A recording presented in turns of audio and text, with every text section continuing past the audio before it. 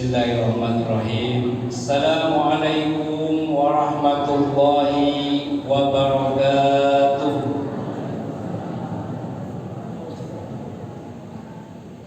Alhamdulillahilladzi an'ama alaina bi nikmatil iman wal islam. Wassalatu wassalamu ala sayyidil anam wa ala alihi wa sahbihi wasallam. Allahumma salli ala Sayyidina Muhammad wa ala ali Sayyidina Muhammad, amma ba'd. Yang saya hormati perangkat agama Masjid Al-Muttaqin, Bapak Imam Fatih Bilal Maghrib. Yang saya hormati pembuka waktu, pembawa acara, MC namanya.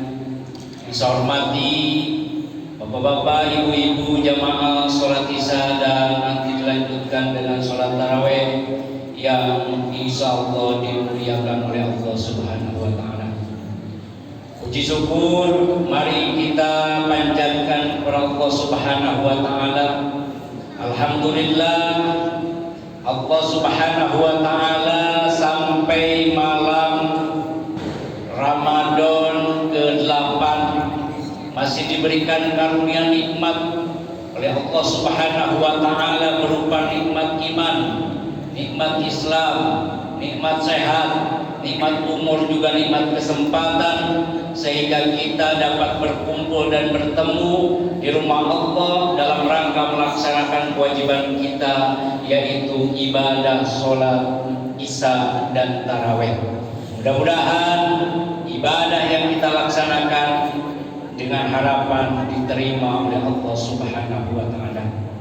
Tak lupa salat dan salam senantiasa kita curah limpahkan kepada Nabi akhir zaman, yakni Nabi besar Muhammad sallallahu alaihi wasallam. Tak lupa untuk keluarga, para sahabat, para tabi'in hingga umatnya sampai akhir zaman.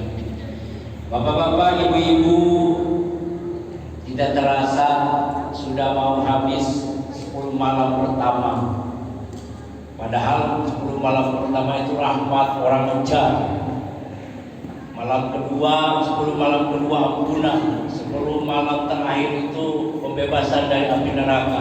Tetapi belum sampai malam 10 terakhir, malam 10 pertama banyak sekali kemajuan. Saya sering keliling yang masjid, banyak sekali kemajuannya, terutama sapnya. Bapak-bapak, ibu-ibu,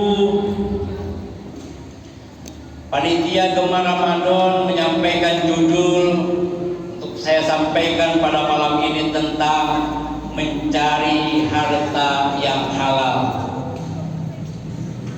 Bapak Ibu, mencari rezeki halal adalah kewajiban bagi setiap Muslim. Maka oleh karena itu jangan malas-malas.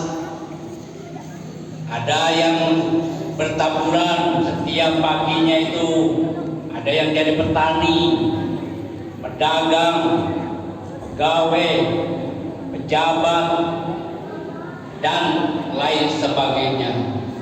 Tetapi berangkat sebelum melangkah kita niatkan ibadah mencari nafkah itu, sehingga mencari nafkah yang kita laksanakan bernilai ibadah di hadapan Allah Subhanahu wa Ta'ala. Jadi sebelum berangkat itu bapak-bapak, bismillahirrahmanirrahim, tawakkaltu 'ala Allah, la haula wala quwwata illa billahil aliyyil azim.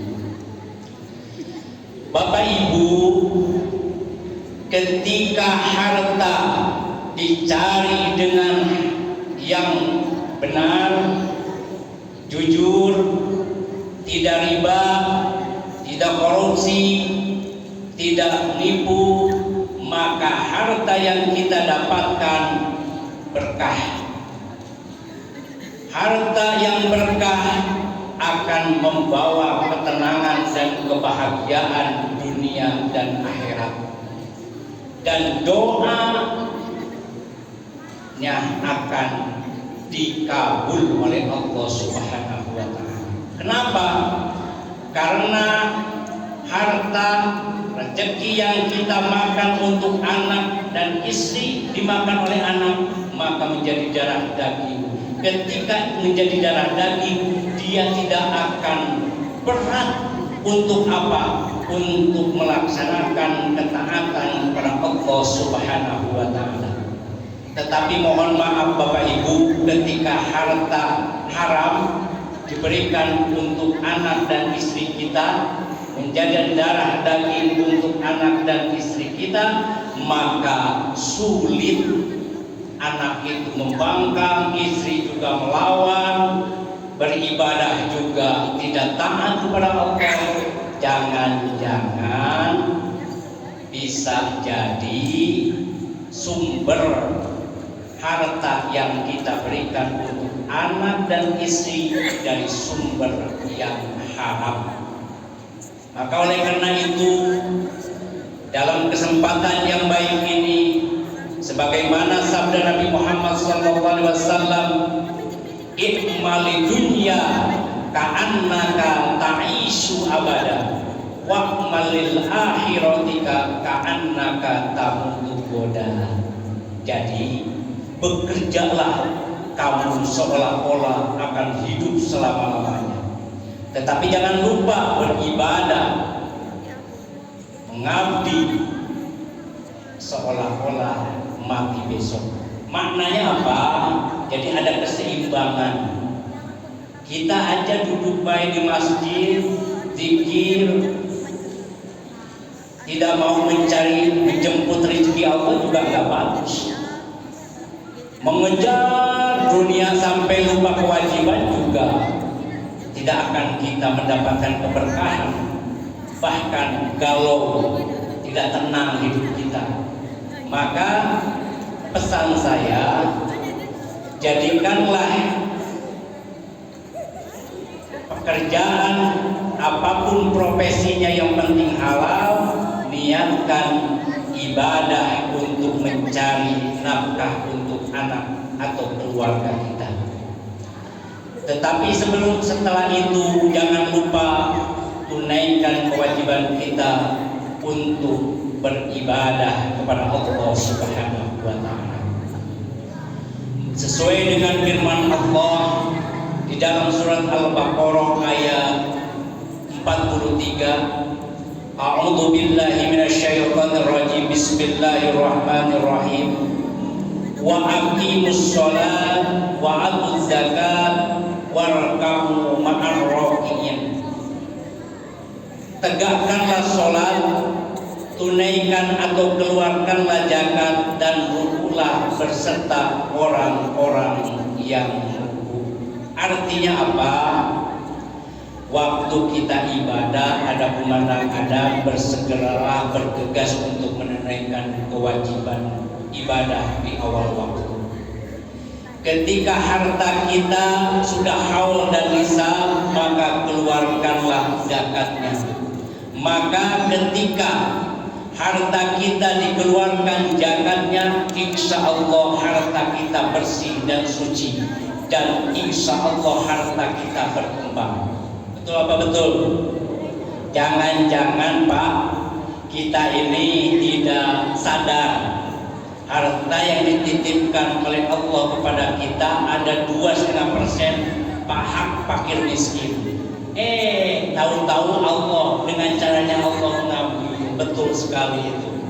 Maka ketika ada apapun titipan harta, keluarkanlah 2,5%. Kalau 1 juta berarti cuma berapa? 25.000. Kalau 4 juta cuma 200.000. 100.000, bukan 100.000. Jadi keluarkanlah zakatnya itu 2,5%. Maka ketika harta kita ingin berkembang dan berkah, maka pancing dengan sedekah. Maka sedekah itu adalah untuk memancing rezeki yang berkah dan bertambah. Maka jangan heran kalau kita hidup, kenapa harta kita sekarang itu gaji besar? Kenapa tidak halnya beda? Artinya sama berarti dengan seperti dulu waktu kita belum menjadi sesuatu. Jangan-jangan harta itu tidak pernah kita jakati. Jangan-jangan. Tapi yakinlah ketika harta itu dijakati, insya Allah berkah. Apa itu berkah? Ziyadatul khair, tambah kebaikan. Selalu cukup.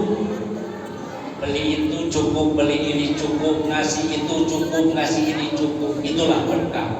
Terutama Bapak Ibu, jujur yang saya rasakan, selagi niat baik kita terhadap orang tua dijamin oleh Allah Subhanahu wa taala, Allah kasih rezeki min haitsu la yahtasib, rezeki yang tidak pernah disangka-sangka. Yang penting kasih dan kasih orang tua tanpa perhitungan, tanpa pertimbangan, tanpa mikir-mikir. Kalau orang tua jangankan minta, tidak minta, kita sudah inisiatif kasih, cukupi, muliakan, berkah. Yakinlah itu Bapak Ibu. Maka itulah kata Nabi, kan harta yang kita dapat itu halaluha hisabun wa haramuha adabun. Harta yang kita dapat itu, kalau harta itu halal, dihisab, dihitung, tidak ada cerita, pasti dihitung. Tapi kalau harta kita itu dari sumber yang haram, disiksa oleh Allah Subhanahu wa taala. Nah ini, maka sehingga Nabi itu selalu berdoa, ya Allah miskinkanlah aku, kata Nabi. Kalau orang miskin apa yang tidak dihisab? Tapi kalau orang kaya, wah hisabannya panjang. Dari mana, disasar mencarinya seperti apa? Kalau sudah dapat harta itu, disalurkannya kemana? Wah panjanglah pertanyaan itu. Maka oleh karena itu, kejarlah harta yang cukup, bukan harta yang kaya, bukan harta yang banyak, tetapi kejarlah harta yang berkah dan cukup. Mudah-mudahan kalau kita memiliki harta yang berkah dengan sumber, dengan cara yang baik, insya Allah harta kita menjadi manfaat untuk diri kita, berkah untuk semuanya. Itulah yang kita harapkan bersama. Bapak Ibu, tentunya dari uraian tadi saya berpesan kepada diri saya dan kita semua, marilah kita dalam mengejar, menjemput rezeki, bismillah, mencarilah niatan mencari ridho Allah dengan semata-mata niat kita mencari nafkah untuk keluarga kita. Mudah-mudahan pekerjaan yang kita kerjakan bernilai ibadah di hadapan Allah Subhanahu wa taala. Bapak Ibu, demikianlah tausiah tentang mencari harta yang halal. Mudah-mudahan kita semua diberikan kekuatan, keberkahan dalam menjalani hidup dan kehidupan yang sesaat ini. Terima kasih atas segala perhatian, mohon maaf atas segala kekurangan. Mari sama-sama kita tutup dengan doa kifaratul majlis. Subhanakallahumma wa bihamdika asyhadu an la ilaha illa anta astaghfiruka wa atubu ilaik. Kurang lebihnya mohon maaf. Wallahu muwaffiq ila aqwamit thoriq. Assalamualaikum warahmatullahi wabarakatuh.